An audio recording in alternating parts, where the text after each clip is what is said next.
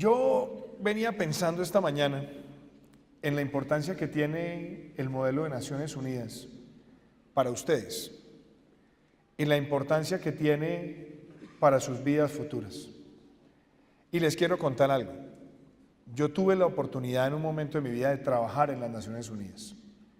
Fui asesor del panel de investigación conformado por Ban Ki-moon para lidiar con el conflicto entre Turquía e Israel que se había generado en las costas de la Franja de Gaza, cuando una flotilla humanitaria fue interceptada y tuvo un desenlace fatal. Y tuve la oportunidad de llegar a Naciones Unidas y de estar al lado de esas figuras tan importantes de la política mundial, de asistir al Consejo de Seguridad, de ver la amplia deliberación del mundo. Y ese día entendí que lo más importante que nosotros hemos logrado construir como comunidad internacional es un foro donde se ventilan nuestras diferencias, donde se construyen acuerdos, donde podemos soñar con políticas públicas que trasciendan la vida de los gobiernos y que se conviertan en políticas de Estado. Y les debo decir que me da envidia también verlos a ustedes acá. Yo no tuve modelo de Naciones Unidas cuando estaba en el colegio y quizás si lo hubiera tenido estaría sentado donde están ustedes hoy. ¿Por qué? Porque ustedes decidieron entrar a un modelo porque hay algo que los motiva adentro, porque hay algo que les toca las fibras de lo que a ustedes les gusta. Y estoy seguro que dentro de esas fibras está el concepto de la política. ¿Para qué la política? Yo los miro a ustedes y veo unos más jóvenes que otros, pero yo también desde que tengo quizás uso de razón, siento un amor por la política muy grande. Y cuando estuve en el colegio estuve en los equipos de debate, cuando estuve en el colegio participé en las elecciones de los consejos estudiantiles, fui elegido presidente del consejo estudiantil, recorrí los salones hablando con mis compañeros, tratando de soñar con cambiar las cosas en el colegio. Y creo que el verlos a ustedes hoy acá es una motivación muy grande para lo que queremos que sea nuestro país. Para que entendamos que ustedes en los espacios de liderazgo que tienen, en los que están construyendo todos los días, están sembrando una gran semilla de liderazgo y es una semilla donde lo más importante es nunca perder el idealismo. Nunca lo pierdan. Si cada uno de ustedes está hoy acá y quiere ser representante de un país en el modelo y quiere ejercer una postura dentro del modelo y está estudiando las realidades de algunos países, es porque sienten esa gran motivación de hacer algo por la comunidad. Y eso es lo que hoy, ante esta invitación, me permite hacerles a ustedes unas reflexiones sobre el tema para el cual me han invitado a conversar. Me han invitado a hablar sobre la corrupción en Colombia. Y la corrupción es un mal, es un cáncer. Pero es un cáncer que empieza desde las expresiones más básicas y elementales y lo que hace es irse deteriorando en la medida que asciende en la conciencia de las personas. Yo no sé si ustedes han escuchado muchas veces el dicho, y es que en Colombia tenemos mucha malicia indígena. Es un país donde hay gente muy avispada, donde hay muchos vivos. Y de hecho a veces en muchas familias y de pronto en el entorno en el que nosotros nos desenvolvemos hay quienes dicen, el vivo vive del bobo. Y vamos creando una idea de la viveza, creyendo que la viveza es el camino del atajo, creyendo que la viveza es donde hacemos la pequeña trampita sin ser detectados, creyendo que la viveza es construir prestigio a base de hacer tramoyas, y resulta que cuando caemos en esa idea de la viveza y en esa idea de ser avispados, realmente lo que estamos haciendo es deteriorarnos como personas y permitir que la sociedad se deteriore como un todo. Es ese primer germen que tenemos que vencer. Si nosotros pensamos todos los días cuál es la antítesis de esa viveza, es la ética, es vivir la ética y es entender que la sociedad premie la ética. Y no que la sociedad simplemente termine premiando a quienes tomaron el camino del atajo, el camino rápido, el camino de la trampa. ¿Cómo podemos hacer eso distinto? Y yo creo que eso empieza por sembrar valores desde la edad más temprana de nuestras vidas. Claro, todos los días, desde las etapas más pequeñas, tenemos tentaciones de corrupción. Que la copialina en el examen, que la colada en la fila, que de pronto yo no hago la tarea y la hace el otro que está en el grupo. Y al final terminamos sembrando un germen que no sabemos cómo en la vida empieza a deteriorarse, pero se deteriora. Yo creo que el primer mensaje que nosotros tenemos que sembrar en esa Colombia que queremos libre de corrupción es que tengamos personas más éticas y menos vivos, y que nos sentamos orgullosos de que en Colombia tenemos gente correcta y no vivos y no personas avispadas. La inteligencia tiene que verse manifestada en hacer un proyecto de vida con un comportamiento ético, con un comportamiento de principios y de valores. Y esos valores empiezan por respetar al otro. Esos valores empiezan por el trabajo colectivo, por el trabajo en equipo. Esos valores empiezan por saber decir la verdad y decirla sin pena. Y la labor de la educación y de los colegios y de los padres de familia es en premiar la verdad. El tener espacios donde la verdad se comparta y se diga. Y le podamos decir al otro realmente lo que sentimos. Y si no estamos preparados para el examen, es preferible decirle al profesor: profesor, no me siento preparado para el examen, deme una segunda oportunidad, antes que caer en el mecanismo de la avivatadez, de llegar al salón sabiendo que no estamos preparados, viendo a ver quién es el primero que me deja ver el examen o el que me pasa la información. Es tener la valentía muchas veces de decir: ¿sabe qué? No tengo la oportunidad para ser el mejor en esto. No quiero competir. Quiero demorarme un poco más. Pero si premiamos la verdad, empezamos a derrotar la corrupción en nuestro país desde la edad más temprana. Y lo otro también es que tenemos que formar ciudadanos valientes para denunciar la corrupción. Porque también está esa cultura que empieza muchas veces desde edad temprana de distinguir a los sapos del resto. Es que ese es un sapo. Es que ese es el que nos va a acusar, es un acusetas. No, luchar contra la corrupción implica tener una gran capacidad moral de decir: lo que estás haciendo está mal. Y de pronto, antes de decírselo a la misma profesora, hay que decírselo al compañero, como amigo, con valentía, con transparencia, con decisión. Hombre, no te copies, habla con la profesora. No te coles en la fila, espera tu turno. No es ver quién le quita la cosa al otro y que después en la práctica del deporte cómo le saco 2 puntos al otro o cómo le pego la patada por detrás. No. Es defender el concepto del juego limpio en todas las actitudes de la vida. Si nosotros sembramos esos valores, estoy seguro que tendremos una Colombia totalmente distinta. Eso también tiene otras implicaciones. Y es que la corrupción, para mí, es una sola. Y la quiero poner en el contexto de la realidad de nuestro país. Y sé que lo que voy a decir es controversial.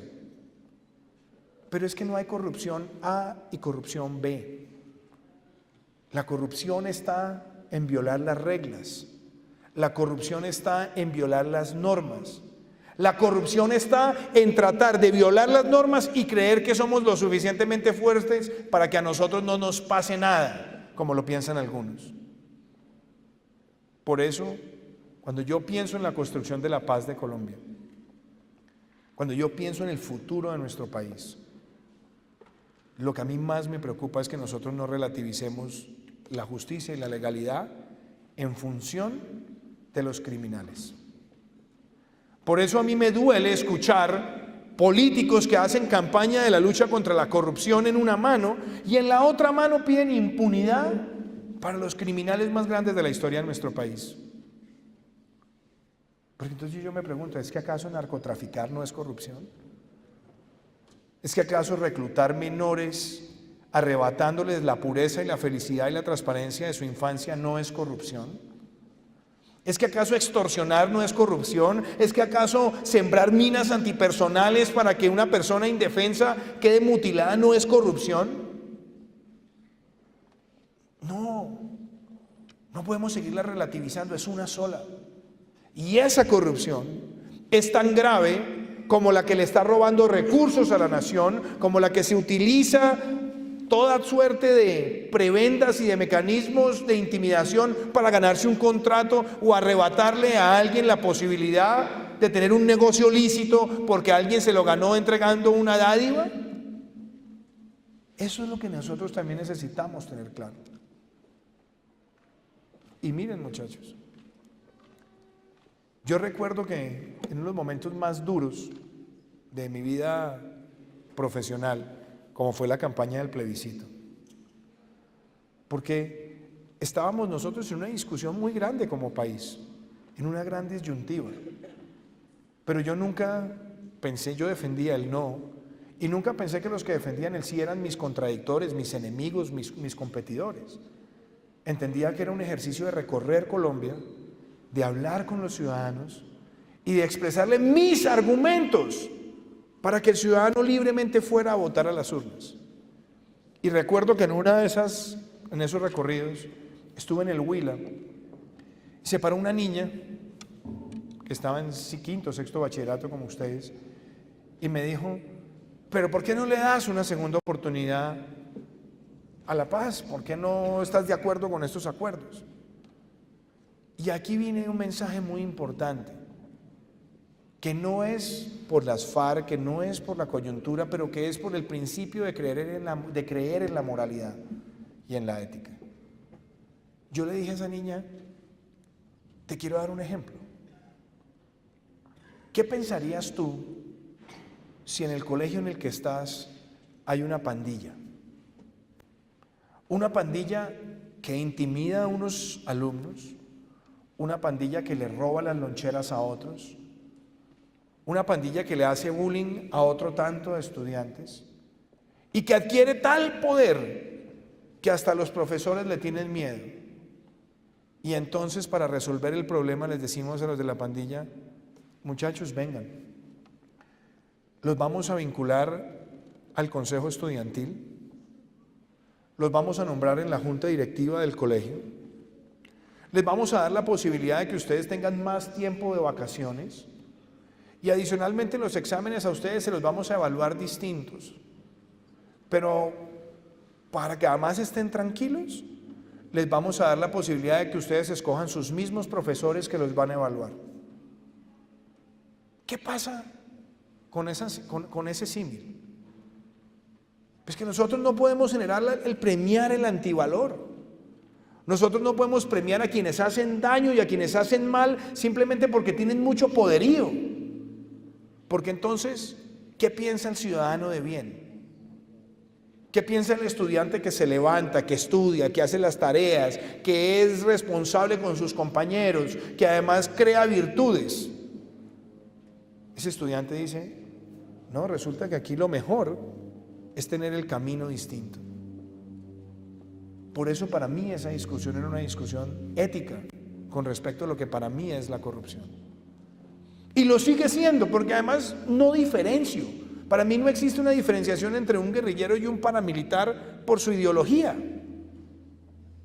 Los dos son asesinos, los dos son secuestradores, los dos son narcotraficantes y lo que pesa es lo que le han hecho malo a la sociedad. Por eso no lo podemos relativizar. Y la misma pregunta me la hizo un empresario. Me dijo, pero usted ¿por qué hace esa oposición? ¿Qué es lo que no le gusta? Tantos años de actividades violentas. Y le dije, pero usted ¿por qué quiere que Colombia haga lo que usted no haría en su empresa? Si usted tuviera un grupo de trabajadores que lo está robando, que le sabotea la infraestructura, que además intimida al resto de los trabajadores, ¿ustedes qué lo nombran en la junta directiva? Claro que no. Entonces yo creo que si vamos a luchar contra la corrupción es contra toda la corrupción en Colombia. No una sí y otra no, es toda la corrupción. Y eso me lleva a plantearles a ustedes también mis reflexiones generales sobre lo que yo considero que es la más grave de las corrupciones en la administración del Estado y en su relación con el sector privado. Y quiero empezar por acá. Uno de los expertos mundiales que más ha analizado el tema de la corrupción se llama Robert Klitgard. Trabajaba en el Banco Mundial y un día le dio por hacer una ecuación para tratar de explicar a la corrupción con una ecuación. Y él decía, corrupción es igual a monopolio más discrecionalidad menos transparencia. Donde hay monopolios de información y unos pocos tienen la información privilegiada, hay grandes riesgos de corrupción. Porque utilizan la información como un mecanismo de poder, o alguien los va a presionar por utilizar la información como un mecanismo de poder para favorecer al otro. Y por otro lado, si hay mucha discrecionalidad, donde uno o dos o tres o cuatro son los que toman decisiones discrecionalmente, hay también riesgos de corrupción porque van a ejercer ese poder para beneficiar a algunos o podrán llegar otros a corromperlo o a cooptarlo para que los favorezca. Y entonces, ¿cuál es el antídoto que queda? La transparencia. ¿Qué es la transparencia? La transparencia es obrar ante los ojos de toda la sociedad. Que la sociedad nos mire, que nos evalúe, que sepa qué hicimos. Y por eso es que yo creo que tenemos que vincular esa ecuación con la formación de valores. Y casi que les diría lo siguiente: si nos fuéramos a conducir por un valor en la sociedad, yo les diría, traten de no hacer nada de lo cual sus papás no se sentirían orgullosos. Yo perdí a mi padre el año pasado y todos los días lo extraño y todos los días lo lloro y todos los días lo añoro. Pero él me dijo un día eso: ¿usted quiere conducir su vida con ética? Trate de que todas sus actuaciones reflejen lo que haría orgulloso a sus padres. Y háganlo pensando en el prójimo y en ustedes mismos. No se sientan más que nadie y no se sientan menos que nadie. Traten de hacerlo además entendiendo que no hay actuaciones públicas y en privado. Casi que obtengan la claridad, la convicción de que lo que hacemos en privado está ante los ojos de todo el mundo. Eso nos permite construir esa vida con transparencia, abierta al escrutinio y a la revisión de todos. Entonces, cuando yo pienso en lo que está ocurriendo hoy en Colombia,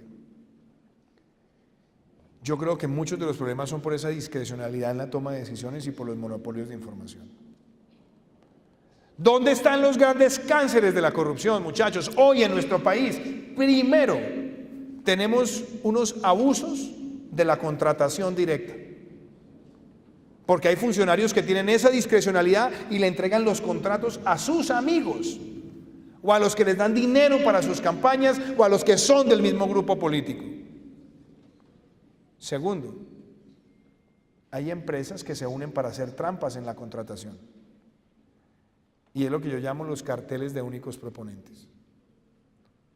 Que se ponen de acuerdo y dicen, bueno, aquí en Chía nos presentamos a esta licitación, yo pongo un precio tal, tú pones un precio tal por debajo, yo me la gano y después vamos a Tocancipá y en Tocancipá invertimos la ecuación y así se van adueñando de la contratación estatal.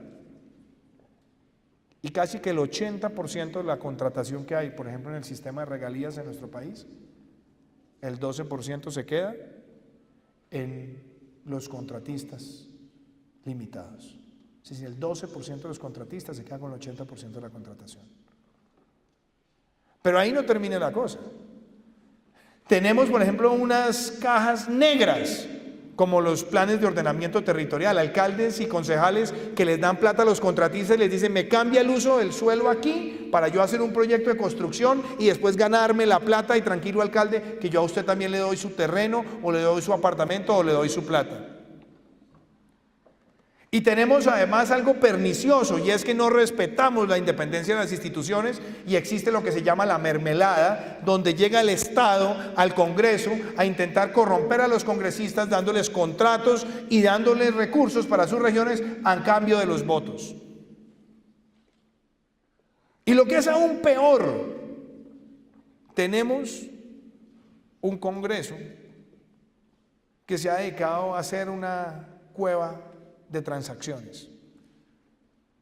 Tenemos un Congreso muy grande, 166 representantes a la Cámara, 102 senadores. Tenemos un Congreso donde no hay requisitos para ir al Congreso, distintos a la edad. Cualquiera de ustedes quiere terminar el bachillerato, ir a estudiar una profesión, y a lo que vayan a buscar de empleo les van a exigir requisitos. ¿Habla o no habla inglés? ¿Tiene o no titulación? ¿Ha recorrido algún tipo de experiencia profesional previa? ¿Domina algún programa? ¿Por qué pedimos requisitos para el resto de la sociedad y para ser congresista? Ejercer la inmensa responsabilidad de hacer leyes, solamente la edad. Eso no tiene sentido. Y lo que es aún peor, se quedan eternizados en los cargos, 2, 3, 4, 5, 6 periodos en el Congreso. Hoy estoy recorriendo el país como candidato a la presidencia. He presentado un programa de gobierno en un libro que se llama Indignación. Recorro los distintos municipios y le digo a los ciudadanos lo que queremos hacer. Y lo que queremos hacer es elemental frente a esos problemas que les acabo de plantear. Limitar la contratación directa, acabar con los carteles de únicos proponentes, que nosotros podamos tener una contratación transparente en el sector público, donde las actuaciones de los funcionarios estén abiertas al escrutinio de toda la ciudadanía, donde las empresas y los dueños de las empresas que corrompan funcionarios jamás puedan volver a contratar con el Estado, donde les quitemos el último peso a los funcionarios que se han enriquecido quitándole los recursos a la ciudadanía. Y a mí me dicen, oiga, pero este Duque es muy joven, ¿no? ¿Y cómo es de ingenuo? Él cree que va a poder imponer esos requisitos. Él cree que va a poder quitarle a los políticos el dominio en las entidades del Estado. Yo se los digo, muchachos, yo prefiero ser derrotado, pero no claudicar en mi idealismo. Y eso es lo que tienen que hacer ustedes. Hoy estoy recorriendo el país para eso. Y lo seguiré haciendo y no voy a desfallecer. Y quiero ser presidente de Colombia para desde el primer día quitarle a los políticos las entidades del Estado y defender que las entidades estén con profesionales, con gente idónea, con gente que sepa los temas, con personas que tengan trayectoria profesional y no que sean recomendados por ningún político. Eso es lo que nosotros necesitamos crear. Y no es un tema exclusivo mío, ni de mi ideología, ni de mi partido, ni mucho menos. Este país necesita que todos los que participen en política, con la ideología que sea, con el partido que sea, tengan los mismos valores para derrotar a la corrupción, que es derrotar a esos que durante tantos años nos han arrebatado la posibilidad de creer en las instituciones. Yo hoy los quiero motivar a eso. Yo no vengo a decirles salgan de aquí y voten por Iván Duque, no, eso no vine acá. Yo vine fue a transmitirles esos valores que siento, son mi responsabilidad y que los he guiado desde que estoy en el Congreso de la República y los he guiado a lo largo de mi vida profesional. Yo soy profesor, yo he sido durante muchos años banquero de desarrollo haciendo proyectos en distintos lugares de América Latina y hoy soy congresista. Y puedo mirarlos a ustedes a los ojos a decirles que no hay un solo empresario en Colombia que ejerza sobre mí presión alguna sobre mis labores. Ni hay un solo funcionario público que lo ejerza. Soy un congresista que llega a su curul y ejerce su trabajo con independencia, con el deseo de construir un país distinto. Hoy más que nunca, la invitación que yo quiero hacerles a ustedes es que no dejen de soñar con esa Colombia distinta. Es que empecemos esa gran cruzada que necesitamos para acabar con el concepto de los vivos y tengamos el concepto de los éticos. De que como padres de familia estemos siempre dispuestos a inculcarle a nuestros hijos los valores de la verdad. Es preferible una derrota, una mala nota, un regaño por la verdad, que un premio con la argucia, con la viveza o con la malicia indígena. Esa cruzada es la que ustedes tienen que emprender. La tienen que hacer desde el modelo de Naciones Unidas, la tienen que hacer desde los consejos estudiantiles, la tienen que hacer con sus compañeros y los tienen que hacer con los que sienten ese llamado a participar y a hacer política. Yo siento, por ejemplo, que en este país hay muchos que cuestionan la compra de votos. ¿Y cuántos cuestionan la venta de votos? ¿Cómo estamos sembrando ese valor en la sociedad de rechazar de manera decidida a todo aquel que nos quiera comprar la independencia de pronunciarnos en las urnas? Esa es la responsabilidad que ustedes tienen, construir esa política. Yo aspiro hoy a ser el presidente de los colombianos que trabaje 3 conceptos. Primero, legalidad. Y aquí quiero ser claro. Cuando yo tenía la edad de ustedes, un poco menos, estábamos en el proceso de paz del M-19. Y yo me presenté en un concurso de oratoria en mi colegio, en el Rochester. Y llevé un discurso. Y en ese discurso yo decía, no premiemos al delincuente. Permitamos, sí, que se haga la paz, pero que se haga la paz sobre la base de pagar por los delitos cometidos. Lo creía cuando tenía 14 años y lo sigo creyendo hoy, con la misma o con más convicción. Y lo que yo veo es que siempre en Colombia encontramos una razón para perdonar al delincuente. Pasó en ese momento con el M-19, después, años después me tocó verlo inclusive con la mafia, con el cartel de Medellín, donde Pablo Escobar negociaba los decretos 2047 y 3030 con el gobierno de entonces, para que le dieran la cárcel que él quería, para que al tener de pagar muy poquito en la cárcel salieran y gozaran de su fortuna, donde ponían todas las condiciones para que no los persiguieran. Y después lo hemos seguido viendo con más organizaciones. Yo quiero iniciar un camino que ojalá ustedes retomen cuando ustedes gobiernen Colombia. Y es que de una vez por todas el que la haga la pague y no sigamos perdonando más con argucias, con argumentos por la vía de los atajos a los que nos han cometido tanto dolor. Hoy los invito de verdad a que emprendan esa batalla ética, que es la batalla que Colombia necesita, que tiene que ser alegre, tenemos que ser alegres, creativos, tenemos que convencer al del lado, al vecino, al profesor, al amigo, al papá, a la mamá, de que nuestro reto ético es sembrar ese valor en la sociedad colombiana. La gran revolución que esperamos para Colombia es la revolución ética. Eso empieza con la legalidad. Y yo la acompaño con el sentido del emprendimiento, de la innovación, de la ciencia y la tecnología. Y por esa vía se construye equidad, con empleos formales, con más empresas, con más empresarios que nos motiven a tener un país donde el esfuerzo, el mérito, no la viveza, sea lo que premia a las personas en la sociedad. Les agradezco infinitamente este espacio, esta oportunidad, este privilegio de estar acá en Los Cerezos, de darles a ustedes estas ideas y de decirles que no dudemos un solo día que la Colombia que tenemos que construir es la Colombia de ciudadanos éticos y no la de vivos o la de personas con malicia indígena. Muchísimas gracias.